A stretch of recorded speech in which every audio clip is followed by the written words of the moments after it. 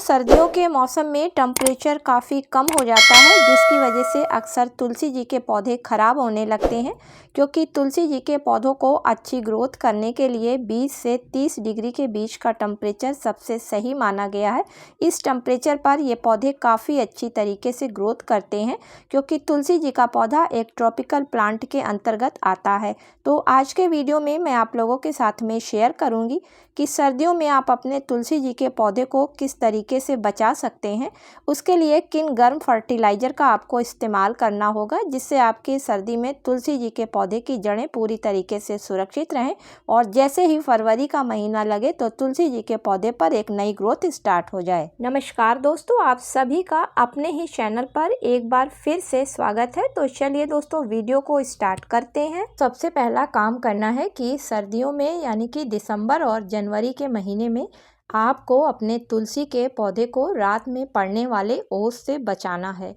क्योंकि सर्दियों में जब रात को ओस गिरता है तो वो एक तरीके से बर्फ़ होता है, और बर्फ़ जब इनकी पत्तियों पर या किसी भी पौधे पर पड़ता है तो पत्तियों की वेन्स को जमा देता है, जिसकी वजह से पानी का जो फ्लो होता है वो पत्तियों में रुक जाता है और पत्तियां पीली होकर नीचे गिरने लगती हैं।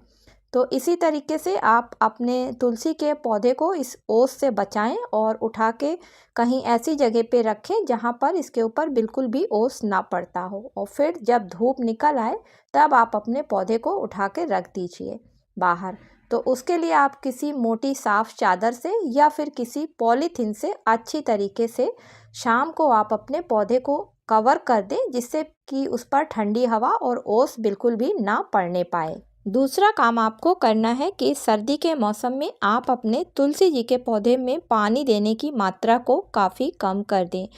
क्योंकि दोस्तों, जब पानी मिट्टी में ज़्यादा रहता है तो नमी रहती है, और उस नमी की वजह से जड़ें जो हैं वो गल जाती हैं, और सर्दियों में पानी पौधे एब्जॉर्ब नहीं कर पाते हैं, जिसकी वजह से मिट्टी में काफ़ी नमी बनी रहती है। तो ध्यान रहे, जब मिट्टी सूखी हुई हो तभी आप इसमें पानी डालें।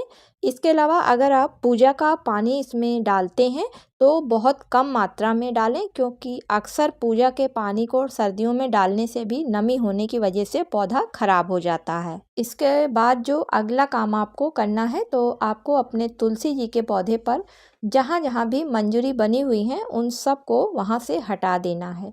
क्योंकि मंजरी बन जाने पर पौधे की ग्रोथ वहीं से रुक जाती है, और जब किसी पौधे की ग्रोथ रुक जाती है और उस पौधे पर नई ग्रोथ नहीं शुरू होती है तो वो पौधा धीरे धीरे खराब हो जाता है। अब लास्ट में बात करते हैं कि तुलसी जी के पौधे को इस समय हमें कौन सी ऐसी फर्टिलाइज़र देनी है। तो दोस्तों, डोरमेंसी पीरियड में गए हुए पौधों की ग्रोथ रुक चुकी होती है, इसलिए उनको इस समय ऐसी फर्टिलाइज़र्स दी जाती हैं जो कि मिट्टी में गर्माहट रखें और जड़ों को एक्टिव रखें। तो उसके लिए अगर आपका पौधा 10 इंच का है तो उसके लिए आप 1 चम्मच फ्रेश चाय की पत्ती को ले लें। तो यहाँ पर यूज़ करी हुई चाय की पत्ती का इस्तेमाल नहीं करना है, क्योंकि तुलसी जी का पौधा काफ़ी पवित्र पौधों में माना जाता है। और चाय की पत्ती में एक बहुत अच्छा एनपीके पाया जाता है, यानी कि इसमें नाइट्रोजन, फास्फोरस, पोटेशियम के साथ साथ बहुत से ऐसे माइक्रो न्यूट्रिएंट्स पाए जाते हैं जो कि मिट्टी में गर्माहट देने के साथ साथ पौधे में ग्रोथ को भी स्टार्ट रखते हैं। अब इसमें दूसरी चीज़, आप 1 चम्मच हल्दी पाउडर ले लें।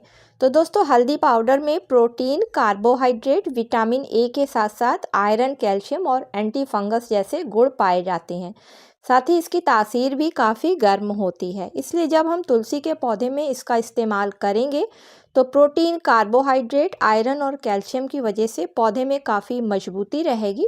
साथ ही एंटी फंगस जैसी प्रॉपर्टीज पाई जाने की वजह से तुलसी की जड़ों में किसी भी तरीके की फंगस नहीं लगेगी। अब इसमें अगली चीज़ जो हमें मिलानी है, तो दोस्तों वो भी बिल्कुल फ्री की है और लगभग सभी को बहुत आसानी से मिल भी जाती है।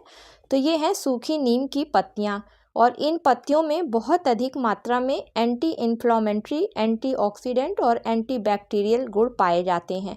साथ ही इन पत्तियों में विटामिन सी भी काफ़ी अधिक मात्रा में पाया जाता है, जिसका कि जब पौधों पर इस्तेमाल किया जाता है तो विटामिन सी की वजह से पौधे में रेजिस्टेंस पावर बढ़ जाती है और उस पौधे में जल्दी बीमारियां नहीं लगती हैं सर्दी में। तो 10 इंच के गमले में डालने के लिए 2 मुट्ठी सूखी पत्तियों को ले लें और उसको महीन महीन पाउडर के रूप में तैयार कर लें। और अगर आपके पास ये सूखी पत्तियां नहीं हैं तो आप 2 चम्मच नीम खली के पाउडर को लेकर इसी में मिलाकर एक अच्छी तरीके से मिश्रण को तैयार कर लें। चलिए देखते हैं कि इससे गमले में देना किस तरीके से है मिट्टी में।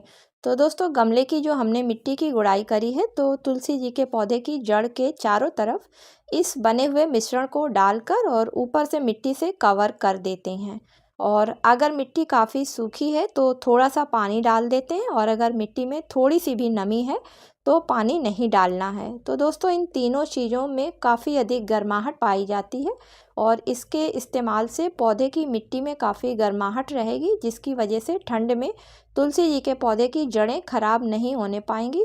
इसके अलावा चाय की पत्ती में नाइट्रोजन पाई जाती है और अगर आप नीम खली का पाउडर इस्तेमाल कर रहे हैं तो उसमें भी नाइट्रोजन पाई जाती है, जिसकी वजह से पौधे में ग्रोथ होती रहेगी और पौधे में पत्तियां भी नई नई निकलती रहेंगी। इन फर्टिलाइजर्स के अलावा आप लौंग के पानी का भी तुलसी जी के पौधे में हफ्ते में एक बार जड़ों के आसपास अगर इस्तेमाल करते हैं तो भी तुलसी जी का पौधा पूरी तरीके से मुरझाने से बच जाता है सर्दियों के मौसम में। तो दोस्तों उम्मीद करती हूँ कि आज का वीडियो आप लोगों को पसंद आया होगा। अगर पसंद आया हो तो इसे ज़्यादा से ज़्यादा लाइक और शेयर करें और अगर चैनल पर पहली बार विजिट कर रहे हैं और आपको मेरा वीडियो पसंद आ रहा है तो सब्सक्राइब भी करें। मिलती हूँ किसी अगले वीडियो में किसी नई जानकारी के साथ में। तब तक के लिए दोस्तों हैप्पी गार्डनिंग।